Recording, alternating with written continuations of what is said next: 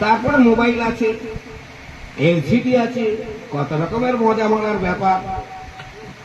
এতেই আমরা মশগুল হয়ে আছি। সত্য না মিথ্যা মিলিয়ে দেখবেন। কত টাকা পয়সা খরচা করে, পয়সা রোজগার করে আজকে দেখুন এই অনুষ্ঠানটা দিয়েছেন গৃহকর্তা। হ্যাঁ, 300 ভক্তের প্রসাদের ব্যবস্থা করেছে। এই বাজারে 300 ভক্তকে খাওয়াতে গেলে কত টাকা খরচা হয় বলুন তো? আপনার বাড়িতে করে দেখুন।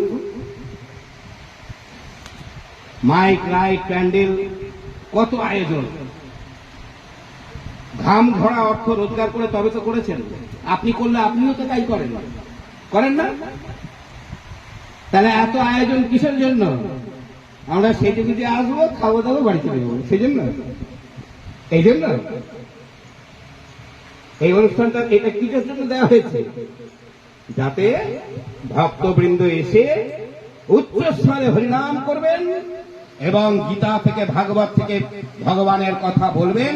আমরা মন দিয়ে শুনবো, দোহার তুলে, হৃদয় খুলে আমরা একটু হরিনাম সংকীর্তন করব, তারপরে আকণ্ঠ প্রসাদ পেয়ে বাড়ি ফিরব। বলে তাতে কি হবে? যারা এলেন তাদের বংশের মঙ্গল, তার মঙ্গল, এবং যারা করালেন তাদের মঙ্গল, তাদের বংশের মঙ্গল, পাড়া প্রতিবেশীরও মঙ্গল। সত্য না মিথ্যা? তো এখানে এসে যদি টাইম মতো এসে খেলাম দিলাম, বাড়ি চলে গেলাম, না নিজের জীবন সার্থক হলো, না যে অনুষ্ঠানটা করালো তার জীবন সার্থক হলো, আর যে মাতাজি দেহ ত্যাগ করেছে তার না আত্মকল্যাণ হলো, কিছুই হলো না। ভস্যে ঘি ঢালা হলো, কিন্তু সার্থক হলো কখন? যখন গুরু বৈষ্ণব এসে নাম সংকীর্তন করলেন, আমরা সবাই মিলে ভাগবত গীতার কথা শ্রবণ করলাম, কীর্তন করলাম, তখন আমাদের সকলেরই মঙ্গল মঙ্গল মঙ্গলই হয়ে গেল। এ কথাই সমস্ত শাস্ত্রে ভগবান বললেন। নাকি নিমন্ত্রণ করেছি, নিমন্ত্রণে খেয়ে আসি। আমি কি খেয়ে এলেই এদের মঙ্গল হয়ে যাবে নাকি?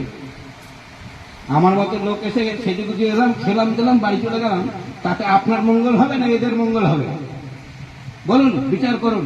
আমরা তো মানুষ, আমাদের তো জ্ঞান বুদ্ধি আছে, মঙ্গল হবে?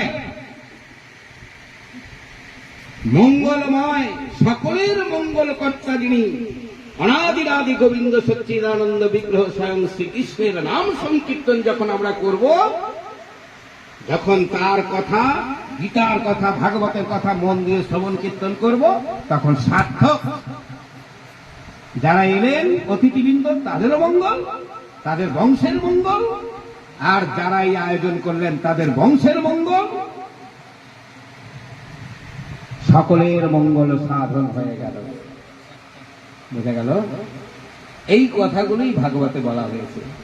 আমি 40টা বছর ধরে আমার জীবনে 62 বছরের জীবনে 40 বছর সমস্ত শাস্ত্র পড়াশোনা করে এই সার কথাগুলো আপনাদেরকে জানালাম। শুধু জানালাম না, নিজের জীবনে আচরণ করে তারপর আপনাদের বললাম, আপনি আচরি ধর্ম পরের শেখাও। অন্যকে উপদেশ দিতে গেলে নিজেকে আগে সেই আচরণটা করতে হবে, নাকি? আমি করবো না আর সকলকে তোমরা করো, তোমরা করো, হবে? হবে? হ্যাঁ, আমি সাধু হব না আর সবাইকে বলবো তুমি সাধু হও, তুমি সাধু হবে? হবে? আগে নিজে ভক্ত হও, তারপর অন্যকে ভক্ত হওয়ার উপদেশ দাও। এটাই মহাপ্রভুর নির্দেশ। আসুন, অনেক রাত